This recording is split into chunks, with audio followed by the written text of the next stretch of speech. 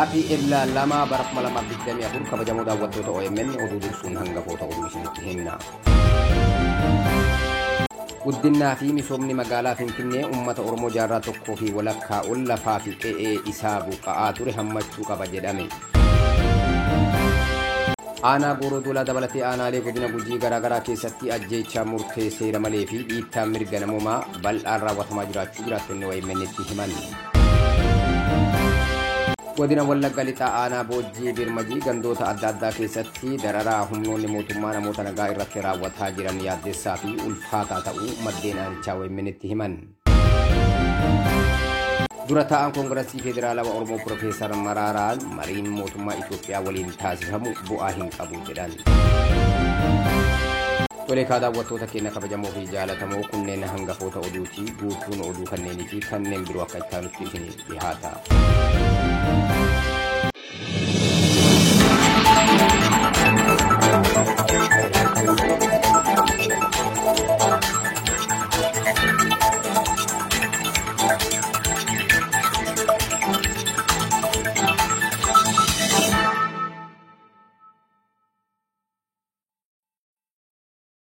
Nageenyi keenya kabajaa fi jaalalaa bakka isin jirtanitti isin dhaqqabu kabajamtoota daawwattoota Oromiyaa Miidiyaa Neetwork oduu galgala kanaaf qopheeffanneen isinitti himaa oduu kan isinitti himan Siraay Sabaatiin.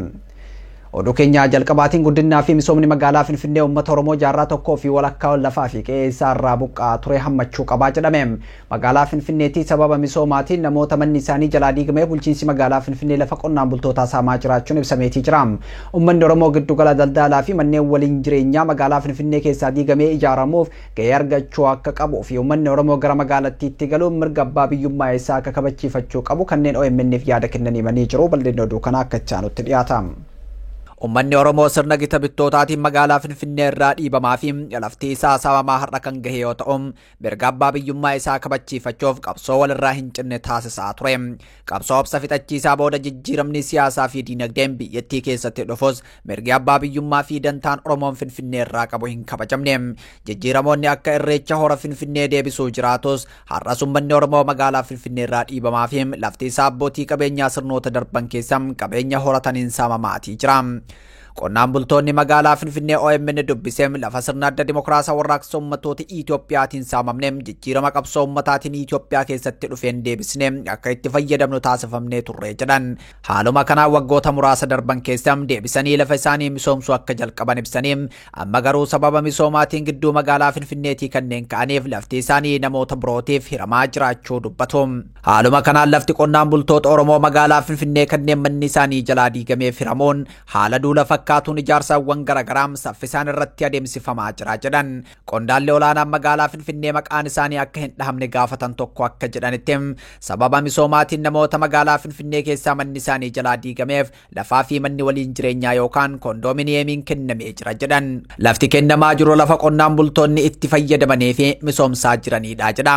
Itti dabaluun misooma magaalaa Finfinnee keessatti adeemsifamaa jiru kanaan uummanni Oromoo akka fayyadamaa ta'etti odeeffamaa jiraachuu ibsuun uummanni Oromoo magaalattii irraa fayyadamaa osoo hin taane miidhamaa jira jedhan. Kanneen sababa misoomaatiin manni isaanii diigameef lafa qonnaan bulaattuu kennamaa jira kan jedhan qondaalli bulchiinsa magaalaa Finfinnee kun lafa manneen irraa diigaman kana deebisee kan qabatu warruma mallaqa qabudha jedhan.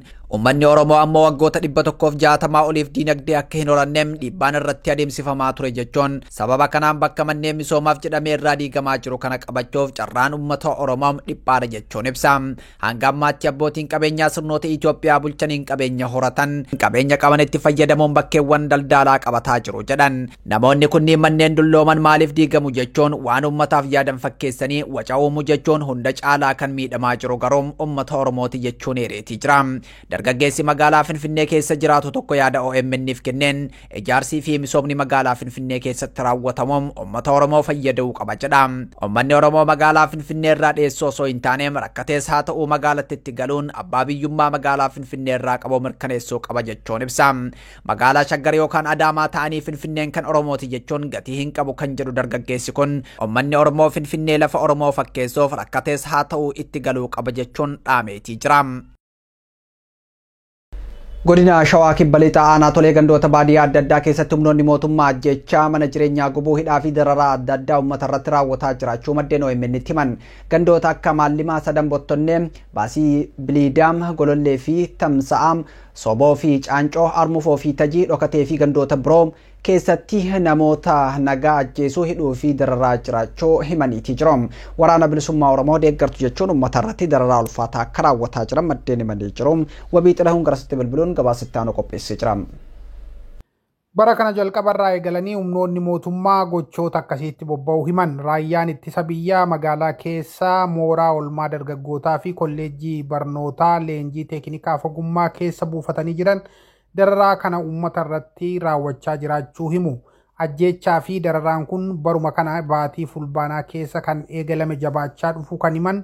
Jiraattonni dhuma torban darbee kana keessallee namoonni nagaa ajjeefamuu maddeen OMN himu. Sababa waraana bilisummaa Oromoo deeggartuu ilmaan keessantu miseensa waraana bilisummaa Oromooti, fira keessantu miseensa waraana bilisummaa Oromooti, isin dabballee waraana bilisummaa Oromooti qabata jedhutti maxxansuun gochaa gara jabeenyaa fi ulfaataa kana uummata irratti raawwatu jedhame. Ganda Soboof Caancoo keessatti torbanuma darbe keessa obbo Shannaa fi Dhugumaa fi Shaambuu Xiixoo jalaa mana jireenyaa gubaniiru. Obbo Naggasaa Caalaa ganda Maallimaa Sadan Bottonnee Aadde Muluu kan jedhamtu, ganda Bisii Balidii obbo Baalchaa Tsaggaayee ganda Gololchaaf Tamsaa, obbo Mul'ataa Dambal ganda Soboof Caancoo jalaa mana afur gubuun isaaniin immoo ajjeesaniiru. Dargaggoo Taaddalaa Kaasaayee ganda Dhokaatee Nugusee Leellisaa Addunyaa Gaaddisaa, Dajanee Iddoosaa Sayidoo Katamaa ganda Abeebee obbo Asaffaa Jaamboo fi kanneen biroo hedduun baruma kana keessa baatii dhiyoo asii hangammaatti kanneen ajjeefaman manniif qabeenyi jalaa gubatedha. Namoonni hedduun immoo baatiiwwan hedduuf waajjira poolisii fi mooraa oolmaa dargaggootaatti hidhamanii mana hidhaa keessatti argamuu jedhame. Komii uummataa kana irratti yaadaaf deebii bulchaa aanaa tolee obbo Faayisaa Dhaabii dhaga'uuf bilbila erga kaasanii nurratti cufan. Irra deddeebinee bilbila cufataniiru. Hello, akkam jirtu? Hello. Obbo Faayisaa Dhaabiiti bulchaa aanaa tolee. Obbo Faayisaa Dhaabiiti bulchaa aanaa tolee. Hello. Akkasuma ittaanaa isaa obbo Jiidhaa Nagaashiif bilbila erga kaasanii booda nurratti cufan. Yooyyaa daawwattoota keenya. Irreen Oromiyaa Miidiyaa Neetwork isin ta'uu keessan yoomillee qalbiidhaa isin baduun qabu. Ammallee miidiyaa keessan kana itti ufsiisuuf wabiin isinuma ta'uu ni hubattu jennee amanna. OMN maallaqaan tumsuuf filannoo harka keessan jiru keessaa tokko isin yaadachiisuu feena. Karaa PayPal OMN maallaqaan tumsuun filannoo keessan isa salphaadha. Kutaa addunyaa kamiyyuu kan jiraattan kana gochuu dandeessu. Yeroo daqiiqaa lama hin caalle keessatti karaa PayPal OMN'if maallaqa erguu dandeessu. Adeemsan isinitti himu kana hordofaa. Jalqaba Facebookii OMN dhaqaatii hidha yookiin liinkii PayPal jettu cuqaasa. Donate Oromiyaa Miidiyaa Neetwork kan jedhu gaditti hamma maallaqa arjoomuu feetanii galcha. Ittaan saatii make this on monthly basis sanduqa jedhu cuqaasa. Amma immoo iimeelii fi paaswordii akkaawuntii PayPal keessanii bakka isin gaafatutti waan isin gaafatu guutaatii gumaacha. Yoo PayPal akkaawuntii qabaachuu baattan immoo amma kana uummachuu dandeessu. Tarkaanfii hanga maallaqa gumaachuu feetanii isin gaafatu sanarra yoo geessan donate with credit card bakka jettu cuqaasa. Biyya jirtan lakkoofsa kaardii keessanii fi eenyummaa keessan dabalatee odeeffannoo garaagaraa isin gaafatu guuta. Fiixee dhumaa guca kanaatirra saanduqa lamaan cuqaasa. Dhumarra agree and donate jedhee haga maallaqa gumaachitan bakka mul'isu cuqaasa. Amma Oromiyaa Miidiyaa Neetworkiif arjoomtanii jirtu. Ji'aan arjoomuufis waadaa galtanii jirtu. Miidiyaa keessaniif irree ta'uun uummata keessaniif sagalee waan taataniif ulfaadhaa.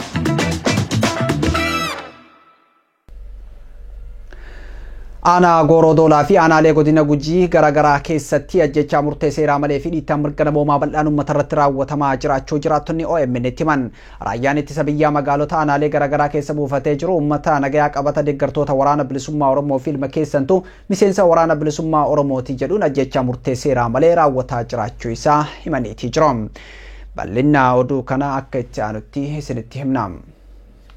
Godinaalee kibba Oromiyaa kanneen akka Gujiin, Booranaan, Boorana Bahaan, Gujii Lixaa fi kanneen biroo keessatti waggoota ja'an darbaniif waraana mootummaa Bilisiginnaa fi waraana bilisummaa Oromoo jidduutti adeemsifamaa jiruun miidhaan hamaa fi gaaga'amni namoomaa akkasumas buqqaatiin danuun uummata irratti raawwatameetii jira. Keessattuu godinaalee Gujii lamaan keessatti sarbamiinsi mirga namoomaa hamaan loltoota mootummaa Itoophiyaatiin uummata irratti raawwatamee jiraachuu fi namoonni hedduun ajjeefamuun jiraattota dabalatee dhaabbilee mirga namoomaaf falman ibsaa turaniitii jiru. Tibbana duula waraanaa mootummaan taasisaa jiruun aanaa Gooroo Doolaa gandoota adda addaa keessatti ajjechaa murtee seeraa malee fi hidhaan bal'inaan raawwatamaatii jira. Ajjechaa murtee seeraa malee kana kan raawwatu raayyaa ittisa biyyaa magaalota keessa qubateedha kan jedhu jiraataan naannichaa OMN dubbisee qabata waraana bilisummaa Oromoo deeggartaa fi ilma yookaan fira keettuu bosona jira jedhuun ajjechaan raawwatamuun baratamaa dhufee jira jedha. Nama maqaan isaa Nagoo Tasfaayee jedhamu intala teettoom loltuu waraana bilisummaa Oromooti jedhaniin ganda Sokoraa keessatti ajjeesan jedha. Aanaa Gooroo Doolaa dabalatee aanaalee akka Liiban, Sabbaa Boruum, Waadaraa fi kanneen biroo keessatti ajjechaan hidhaan reebichaa fi mana hidhaa keessaa baasanii nama ajjeesuun taatee guyyaa guyyaatii jedha. Namoonni hedduun mana hidhaa Nageellee keessaa baafamanii ajjeefamuus himeetii jira. Wiixata kaleessaa Ebila 1 bara 2024 aanaa Gooroo Doolaa magaalaa Jidoolaa jedhamu keessatti walwaraansi raayyaa ittisa biyyaa fi waraana bilisummaa Oromoo jidduutti adeemsifamuu isaa maddi OMN kun eereetii jira. Gama biraan walwaraansa waraana bilisummaa Oromoof raayyaa ittisa biyyaa jidduutti aanaa Waadaraa keessatti adeemsifamaa jiruun miidhamni jabaan uummata irra gahaa jiraachuu kan himan maddeen namoonni 600 ol qabata deeggartoota waraana bilisummaa Oromooti jedhuun hidhamanii waajjira poolisii aanaa Waadaraa keessa jiru jedha maddi OMN kan biraa. Namoonni lama kan maqaan isaanii Hajji Abdullaahii Girjaa fi Nuuree Muhammad Areerii jedhaman bitootessa 16 bara 2016 akka lakkoofsa Itoophiyaatti waajjira poolisii aanaa Waadaraa keessaa baafamanii ajjeefamuu fi dargaggoonni lama kan dhalootaan aanaa Gooroo Doolaa ta'an baatii lama dura waajjiruma poolisii kana keessaa baafamanii ajjeefamuu maddeen himaniitii jiru. Rakkoo nageenyaa dhiittaa mirga namoomaa fi ajjechaa murtee seeraa malee uummata nagayaa irratti raawwatamaa jiru. Dhaabbileen mirga namoomaaf falman akka qorataniif maddeen OMN waamicha taasisaniitii jiru. Dhimma kanarratti bulchaa godina Gujii obbo Nagaash Bullaallaa dubbisuu bilbileen bilbilli isaanii aanaa Gooroo Doolaa obbo Bariisoo Saafayyamoon bilbila nurraa kaasuun OMN ta'uu keenya erga baraniim gaafii keenyaaf deebii osoo nuuf hin laatin nurratti cufaniitii jiru. Hello, akkam nagaa jirtu? Wayyaadha. Nagaa galata Rabbiyaan Siraa Sabaa jedhama. OMN irraa isinii bilbilaa bulchaa aanaa Gooroo Doolaa obbo Bariisoo Saafayiiti. Eenyuuti? Ani Siraa Sabaa jedhama. OMN irraa isinii bilbila. Aanaa keessan keessa rakkoo nageenyaa bal'aan jiraachuu dhageenyee isinii bilbille. Humnoonni mootummaa Godina Wallagga Lixaa aanaa Boojjii Birmajjii gandoota adda addaa keessatti dararaa humnoonni mootummaa namoota nagaa irratti raawwataa jiran yaaddessaa fi ulfaataa ta'uu maddeen aanichaa OMN itti himan. Dararaa fi ajjechaa isaan raawwatan baqachuun uummanni halkan bosonatti baqatee bulaa jedhan. Jimaata darbee ganama ganda Diddibbee Tullii jedhamutti barataa kutaa 12ffaa Roobiraa Shifarraa ajjeesuu maddeen aanichaa OMN itti himaniitii jiru. Raayyaa ittisa biyyaa garasitti bobba'aa jiru arguun wayita gara bosonaatti baqachaa jiranitti rukutuun ajjeesuu maddi OMN himeetii jira. Guyyaa kana raayyaan ittisa biyyaa kallattii afuriin lafoo fi konkolaataan ganda kanatti bobba'uun dararaa adda addaa raawwachaa turu himaniitii jiru. Gandoonni aanaa Boojjii Birmajjii jala jiran hundi rakkoo nageenyaa ulfaataa keessa akka jiran maddeen OMN dubbisee maniitii jiru. Haalli nageenyaa aanichaa yaaddessaa fi ulfaataa ta'uu uummanni rakkoo ulfaataa keessa jiraachuu hima jiraataan OMN dubbise. Komii fi rakkoo uummanni keessa jiru kanaaf yaadaa fi deebii bulchaa aanaa Boojjii Birmajjii obbo Dabalaa Takiluu dhaga'uuf bilbilaan erga kaasaniin irratti cufaniitii jiru. Hello. Obbo Dabalaa. Godina Arsii aanaa Sirkaatti humnoonni faannoo kan bulchaa aanichaa obbo Tasfaayee Bayyanaa fi hooggantoota birootiin ijaaraman uummata nagaa ajjeesuu fi qabeenya jalaa saamaa akka jiran jiraattonni OMN itti himan. Finxaaleeyyiin faannoo naannoo kanatti ijaaraman kunneen hawaasa aanaa Sirkaa gandoota garaagaraa keessatti gaaga'aa jiraachuu jiraattonni OMN itti himanii jiru. Yaasina san garasitti bilbiluun haala garas jiru irratti gabaasitti aanu qopheessee jira. Bitootessa 1 bara 2024 maatii obbo Arus Abbaas haadha manaa isaa aadde Mahandis Jaambuu fi ilma isaa Muhammad Arus humnoota faannoon ganda Birboo fi Colleetii butamuu jiraattonni himan. Kana malees magaalaa Gobeensaa irraa daldalaa Oromoo dukkaanaa yookiin butikii qabu kan maqaan isaa Jamaal Gannaa jedhamu halkanuma wal fakkaatatti humnoota kanaan butamuu maddeen himan. Humnoonni kun armaan duras namoota nagaa jaarsa biyyaa kan argaa dhageettii qaban obbo Kamaaloo Ibraahimii fi obbo Jamaal Idris kan ajjeesan ta'us hanga ammaatti ajjechaan kun maaliif akka raawwatame namni isaan gaafate kan hin jirre ta'uu jiraattonni himanii jiru. Haalli yeroo ammaa aanaan keenya keessa jirtu baay'ee hammaataadha. Tole akkuma jedhamu kana amma finxaaliyyeen faannoo gurmaa'ee keessayyuu gandoota akka Dirboof Collee fi gandoota akka Soolee, Nageellee iddoowwan kanneenitti baay'ee wal leenjisaa fi wal ijaaraa jiranii. Darbee ammallee immootu namarratti rakkoo adda addaa halkan butaniitiin hin deemuu fi gandoonni finxaaliyyiin faannoo jedhaman mootummaan deeggaramanii uummata nagayaa gaaga'aa jiran Birboo fi Collee, Soolee Diigaluu, Soolee Nageellee, Zambaabaa fi kanneen biroottis jiraachuu jiraataan OMN bilbilaan dubbisee eeree jira. Akka jiraataan maqaan isaa dhahamuu hin barbaanne OMN fi yaada kenneen himutti rakkoon finxaaliyyiin aanaa sirkaa keessatti deemaa jiru kan hoogganoonni tikaa fi bulchiinsi aanaa fa'aan ijaaramanii socho'an ta'uu ifoomsee jira. Bulchaa Tasfaayee Bayyanaa isa jedhamu. Tasfaayee Bayyanaa kan namni jedhamu kun namichi baay'ee naafteenyaadha. Inni immootu ijaarsa gandoota amma rakkoon irratti hammaatee jiru kan fi gandoota biraa irratti illee akka malee hammeessuudhaaf rakkoo kana dabalee ijaarsa garagaraatti jiran beekanii aanattiin haala raafama hamaa keessa jirti. Gandoota aanaa sirkaa jalatti argaman keessatti saamichi qabeenyaa loltoota mootummaatii fi finxaaliyyiin raawwatamaa jiru hedduu yaachisaa ta'uus jiraataan kun eeree jira. Walumaa galatti aanaan sirkaa yeroo ammaa kan duraa caalaa raafama hamaa keessa jiraachuu jiraattonni himaa jiru. Dhimma aanaa sirkaa keessatti deemaa jiru kana bulchaa aanichaa obbo Tasfaayee Bayyanaa gaafachuuf itti bilbillus bilbilli isaanii cufaadha.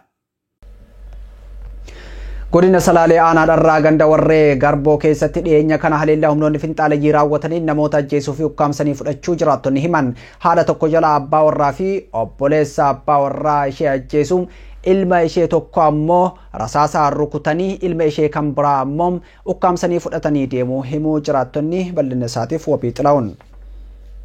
Aanota humnoonni finxaaliyyii keessatti irra deddeebiin haleellaa uummata irratti taasisaa turan keessaa tokko aanaa dharraati. Namoonni nagaa hedduun ajjeefamanii kaan qeerraa buqqifamanii qeefii qabeenyi isaanii barbadaa'eera. Aangawoonni aanaa dharraa ofii isaaniifuu caasaa humnoota finxaaliyyii faannoo kana waan ta'aniif haleellaa isaan uummata irratti taasisan ittisuuf fedhaa hin qaban jechuun jiraattonni yeroo adda addaatti komataa turaniiru. Bitootessa 7 bara 2024 haadha maqaan ishee Kuullee Ashabbir jedhamtu jiraattuu gandaa warree Gabroo kan taate ibidda keessa buusuun jabaa miidhamtee lubbuun haftullee abbaa manaa ishee fi obboleessa abbaa manaa ishee ajjeesuun ilma ishee daa'imaa waggaa 5 rasaasaan rukutuu fi ilma ishee tokko immoo ukkaamsanii fudhatanii deemanii jedhame. Ilma ishee ukkaamsanii fudhatan deeman kana gadi lakkisuuf birrii 300 gaafachaa akka turan himu. Yeroo ammaa mucaan ishee ukkaamfamee fudhatame kun eessa akka ga'ee fi maal akka ta'e wanti beekamu hin jiru jedhame. Manaa fi qabeenya isheetti ibidda qabsiisuun ishees ibidda kana keessa buusuun ibiddaan gubamtee lubbuun ooltullee haati kun miidhaa ulfaataan irra ga'uu maddeen himu. Haati kun amma rakkoo fayyaa ulfaataa keessa akka jirtuu fi lubbuu ishee baraaruuf deeggarsa jabaa akka barbaaddu maddeen OMN himaa jiru. Aanaa dharraa dabalatee aanota ollaa biroo keessatti haleellaa humnoonni finxaaleyyii raawwatanii fi miidhaa isaan dhaqqabsiisan salphaa miti. Artist Abdiisaa Tashoomaa godina Arsii aanaa Honqoloo Waabee magaalaa Silxaanaatti yakkaan maletti hidhamee dararamaa jiraachuun himame. Abdiisaa Tashoomaa waraana bilisummaa Oromoo waliin hariiroo qabda jedhamuun iddoo dalagaatii qabanii mana hidhaatti darbatanii dararaa akka jiran maddeen irraa OMN odeeffateetii jira. Artist Abdiisaa Tashoomaa erga hidhamee baatii 2 xumuruuf guyyoonni muraasa kanaafuu yoo ta'u hanga ammaatti mana murtiitti hin dhiyaanne jedhameetii jira. Oduu keenya itti aanuun dura ta'an Koongirensii Federaalaa Oromoo Profeesar Maraaraan mariin mootummaa Itoophiyaa waliin taasifamu bu'aa hin qabu jedhan. Ministeerri muummee Itoophiyaa Abiyyi Ahmad guyyaa wiixataa hooggantoota paartiilee mormituu garaagaraa waliin waajjira isaaniitti mari'atanii jiru. Mariin kun kaayyoon isaa wantoota kana dura raawwataman irratti yaada paartiilee siyaasaa mormituu walitti qabu akka ta'e ibsameetii jira. Marii kana irratti wantoonni kaan ammatti ifaa miti. Gama kaaniin Koongirensii Federaalaa Oromoo fi ABO dabalateen paartiilee siyaasaa 13 muummee ministeera Abiyyi Ahmad irraa waamicha marii dhiyaatuufis akka hin hirmaanne Profeesar Maraaraa Guddinaa BBCtti himaniitii jiru. Bu'aa hin qabu tiyaatira hojjechuudha rakkoo biyya gubbatti dubbachuu erga dhiisanii turaniiru marii irraa sin baqatu marii dhugaa hin barbaadanii ofis isaanis rakkisuu hin barbaanne waggaa 6 biyya keessatti yaalleerraa biyya alaattis biyya 3 Neezerlaandii Ingilizii fi Afrikaa kibbaa dhaqnee muuxannoo rakkoo jiru banneerraa karaa sana mootummaan deemuu hin barbaadu aangoo yookaan du'a jedhee itti deemaa jira kanumaaf dhiifni jechuun Profeesar Maraaraa Guddinaa himaniitii jiru. Lammiileen Itoophiyaa karaa seeraan alaatiin biyya irraa baqatanii biyya Saawud Arabiyaa deemuuf yaalii osoo taasisan daangaa irratti waraana mootummaa Saawudiitiin ajjeefamuu maddeen OMN itti himan. Karaa seeraan alaatiin dallaalaan gowwoomfamanii biyyaa baafaman lubbuu isaanii dhabaatii jiru. Bitootessa 28 bara 2024 lammiileen Itoophiyaa karaa seeraan alaatiin biyyarraa baqatan daangaa biyya Yamanii irraa gara Saawudii Arabiyaa ce'aa osoo jiranii rasaasa waraana mootummaa Saawudi Arabiyaatiin ajjeefamuu himaneetii jiru. Bosonaa fi gaarreen daangaa biyyoota lamaanii jidduutti reeffi namoota hedduu awwaalchaa dhabee akka jiru kanneen lubbuun hafan OMN itti himaniitii jiru. Lammiileen Itoophiyaa karaa seeraan alaatiin dallaalaan gowwoomfamanii biyya baqachuu irraa akka of qusatan kanneen lubbuun hafanii fi akkaataa namni itti dararamaa jiru ijaan argan dhaamaniitii jiru. Oduu keenya xumuraatiin hayyuu fi maanguddoo biyya kan ta'an Haji Muhammad Haji Sa'iid sirna umraatiif gara biyya Saawudi Arabiyaa magaalaa Makkaa imalanii achitti tasa boqochuun isaanii dhagahame. Haji Muhammad sirna kadhannaa yookaan ittikaafaa masgiidatti galanii salaata halkanii akkuma salaatanii xumuraniin tasa dhukkubsachuun boqochuu isaanii maddeen irraa OMN odeeffateeti jira. Maanguddoo fi hayyuu biyyaa kana akkuma isaan dhukkubeen gara hospitaala Ajiyaad yookaan Borji Al Saawufaa geeffamanis lubbuun isaanii oolchuun hin danda'amne. كنافي بيانا محمدي رب ساني عرارم بيا بيان جيج السنينت إساني ربي جمتو ودو وللتلي نرجو من الله له الخير ربي نرى جاري ساني فجيل حتى نمي هاج محمد جالتو ساس مفتفنا اللهم اغفر له وارحمه يا ربي ساعرار رحمة إساني بدي أجي إيام بكتنا نمرفته وانسان جالا من اللي دلته إسان اللي تنرى بري والكل Tole kabajamtoota daawwattoota Oromiyaa Miidiyaa Neetwork oduun galgala kanaaf qopheeffannee kana fakkaataa qophiileen Oromiyaa Miidiyaa Neetwork hafanetti ofuun qophiilee OMN amma gadhiisuu hordofuuf YouTube chaanaalii OMN subscribe akkasumas join gochuun gama Facebookaatiinis Facebooka OMN hordofuu fi subscribe gochuun waan dandeessaniin OMN cinaa dhaabbachuu dandeessu gama kiyyaan nagaatti.